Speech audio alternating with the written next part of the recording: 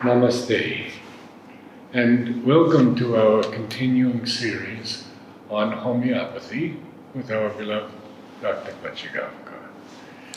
So we want to continue with this COVID problem. When I was young, we would have a flu epidemic, but it would just be a flu. And another year it could be an Asian flu. And then another year just another flu. But I've never seen so many mutations as in this COVID. Can you give us an idea why? This mutations in virus, is a known phenomenon. It's known phenomenon. Like there is a constant evolution. So even virus also evolves in different form, like mutation, though the basic characters would be similar. That it affects the respiratory system more. That's what we call SARS virus. Okay. So there have been so many mutations. Now the currently going on is Delta one. Delta. Yes. Yes. And they say there are waves. Waves is something which is because of the logistic reasons. Because when there is incidence of disease, there would be like what we call lockdown to avoid the spread, and everything is at standstill. Public doesn't mix together, and also maybe the spread is contained because of this lockdown thing. But once it is relaxed, again the public starts mixing and again it starts spreading. So with little pause it comes, and that's what we call waves. So now they say the third wave is on. And not only Delta, even earlier also many variations have come after mutations. So there are mainly 4 variations which are detected by labs. But the behavior is almost similar. Behavior is similar, but in certain diseases, the different strain, or if the person is infected with 2 different strains subsequently, then the antibodies which are prepared by the body for the first strain, that becomes actually what we call a drawback for the system, because body is relaxed and produces same antibodies, but whereas this virus becomes resistant to those antibodies, and then body produces other antibodies, and there would be sort of a reaction where in dengue we have seen that the platelet count starts depleting fast because of that. Otherwise, the first dengue infection just goes silent. Same thing happens in COVID, but in COVID we have to just see like if person is infected with one strain earlier and then he gets consequently infected with the other strain, how the immune system would react to it. But so far there has been good result. Like if one develops immunity against one strain, and if in subsequent strain, if there are people who have come down twice, thrice with COVID. But for them, the recovery was very easy. There was no antagonistic reaction because of the previous infection. Rather, it helped them to overcome the infection easily because of the previous infection.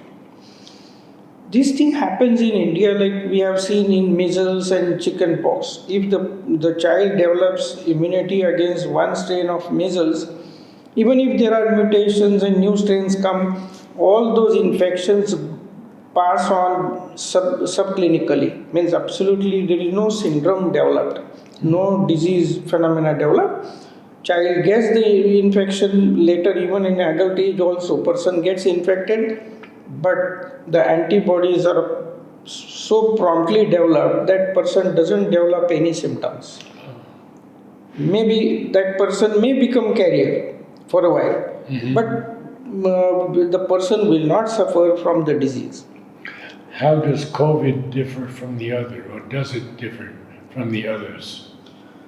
See, the virus behavior-wise it is just same, but it has affinity to our alveolar tissue, lung tissue. respiratory tract, and therefore these are the otherwise it is just like other flu. And not only that, we have seen now that the gravity of COVID infection has come down so much that it is just like another cough and cold. So people are recovering very fast, like this third wave in India. There are so many cases where we even couldn't imagine that the person had COVID. Even at the age of 82, 83, the person was just tested and he was positive because he just was fainting once. And then he recovered at that age without any proper subsequent, like specific treatment for this virus. Is it a weakening of COVID or is it the herd immunity? It is the herd immunity. The virus doesn't become weak.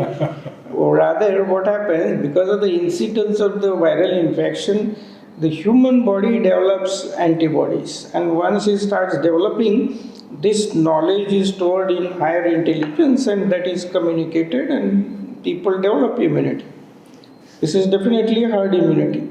See, that is what we say from very beginning, that every person in the world will have COVID sample, COVID prasad, what we call, will get and develop it, and it would become so common like a common cold, like influenza. We have seen like this common cold, influenza, or so many viral diseases. They have been there. They have never disappeared. But definitely their incidence, though it will be very common, it won't be as grave as what it has been.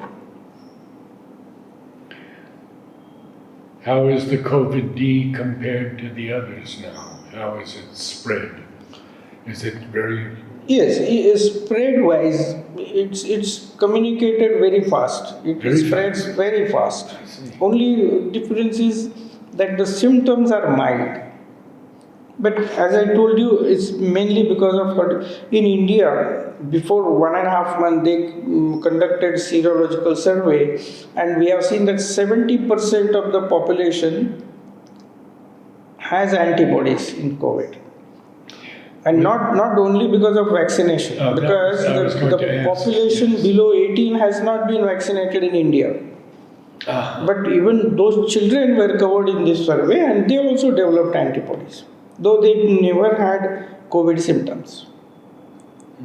So definitely, though this strain D is spreading very fast, the gravity of infection will be definitely low. And it will be what we call slight indisposition will be there. People will have common cold, sore throat, nose block, little bit of toxicity for a while, and then the person can just recover without any medication. No intervention would be required. So, vaccination not necessary for COVID-D?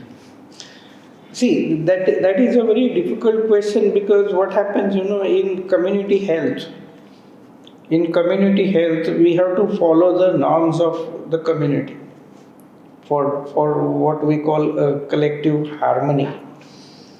Otherwise, it is definitely something which has to be taken with pinch of salt. We really don't know whether the vaccination has really helped in lowering down incidence, or it has just given sort of a moral support or the will. Could it have given a negative result? Yes, it happens. We have seen some people, they call it coincidence, but people were given shot at the age of 48, 49, and within 24 hours the person died suddenly without any ailment. A very popular actor in Chennai died like that at the age of 48. So these incidences have been there. But logically, you see, now for vaccinations, they are insisting that if you have COVID infection, so after 3 months you should take vaccination. Now it is totally illogical to stress. The person who has had COVID infection, the person has developed antibodies, this is the most active immunity, and then you insist that after 3 months the level of antibodies depletes, goes down, and therefore you need vaccination. It's a wrong notion. It's wrong. What happens, body won't maintain antibody level for the whole life. Body develops antibodies, and once the job is done, when the virus is neutralized, then the level of antibodies would go down. This happens with every disease. When disease is not active, why body should maintain production of antibodies? And when it goes down, definitely body has that knowledge of the process of forming antibodies. So even if antibodies are not there now, they are to the detectable level, but the moment virus gets entry in the body, body promptly produces antibodies. Our reticuloendothelial system is very prompt. Within hours, the antibodies are produced and the virus is neutralized, not allowed to multiply.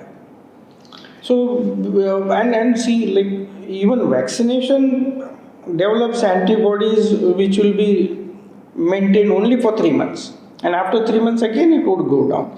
So every 3 months you can't vaccinate everyone. Yes. One thing that has not been too pleasant for me to hear is these messages when you pick up the phone. They tell you, stay indoors, do not go out of doors except in an emergency, and they want you to be locked in your home. See, it's what we call a message which is relevant when there is a new strain which is spreading. See, logistically also, if say 10 million people come down with ailment at a time, then logistically we don't have the support in the form of hospital beds and all. So if it spreads slowly, it goes easily for the logistic reasons. And secondly, what we call guarded exposure, especially the vulnerable people, they shouldn't be exposed, because still you study the virus, like how it can be curtailed, or how we treat the sequelae of viral infection. Till then it is better to protect, better to prevent. But once we know that this is the virus and this is how we have to manage with it, then things go easier. But this, as a first step, reflexly, health authorities advise like this, and it is relevant to some extent. And unnecessarily, if you go crowding, you spread it very fast. Like one person is